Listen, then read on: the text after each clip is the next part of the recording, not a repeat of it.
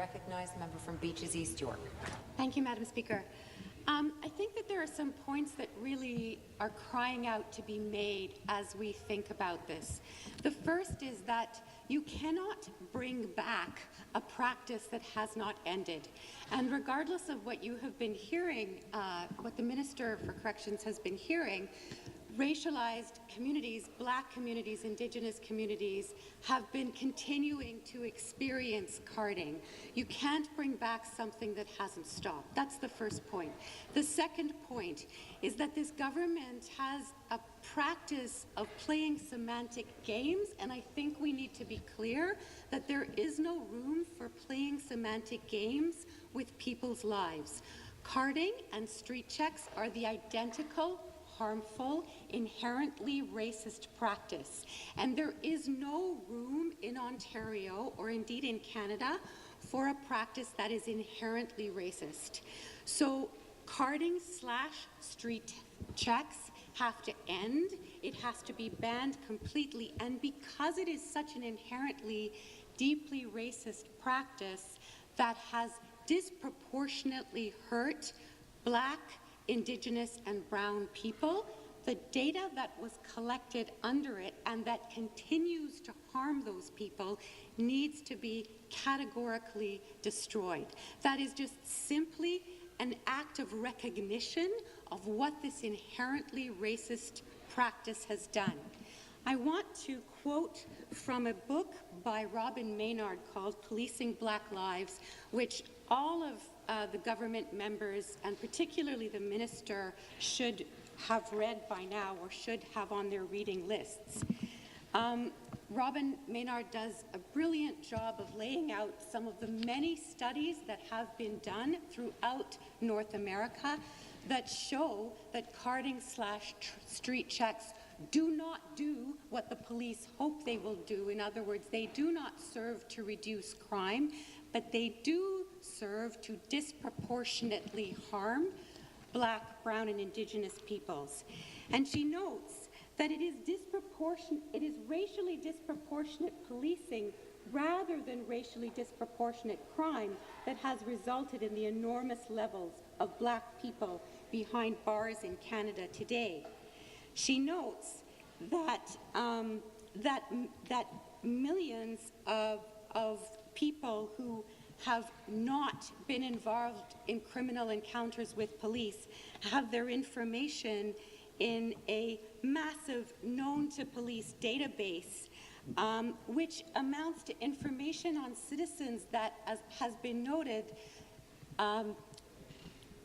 makes it very difficult for them to cross the border, to get jobs, and to simply go about their business.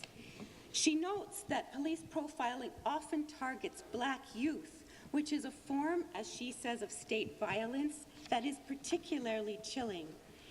And as she says, it is a form of violence perpetrated particularly upon Black, Brown and Indigenous people. It is a hostile and scary imposition into the lives of Black communities, experienced as a form of violence and intimidation, in which the act of leaving one's house is fraught with danger and anxiety for fear of harassment of police. Moreover, it results, again, in the criminalization and of people for doing and going about their business in ways that does not happen in neighbourhoods that are not surveilled in this way. I think these figures and these thoughts are particularly important to bear in mind, and my own research bears this out as well. I have spoken to young people in my classes as young as 8 years old who were stopped by police and questioned in ways that they perceived as hostile. When you start to question people as young as 8 years old, and you start to make them feel as though they don't belong in their own cities, in their own neighborhoods, how do you think that that's going to make them feel? And how do you think that that's going to relate to their sense of trust? And here, this brings me to my other important point, is that of course we want the police to have the tools that they need, but this is actually a tool that harms policing. And it harms policing because it gets at the very core of what good policing ought to be about. Good policing ought to be about the building of trust, so that when there are issues in a community, people are comfortable talking with police. People know that the police are there to protect them as well. But we know that that is not what carding/street checks do. We know that they do the opposite. We know that they create an environment in which Black, Brown, and Indigenous people do not feel comfortable with police, do not feel that they can trust the police, do not feel, in fact, that police are acting in their best interests. So the point that really needs to be taken to heart here is that, of course, we want police to be enabled to act in everybody's best interests in order that they can protect us, particularly in times when there has been a rise in gun violence.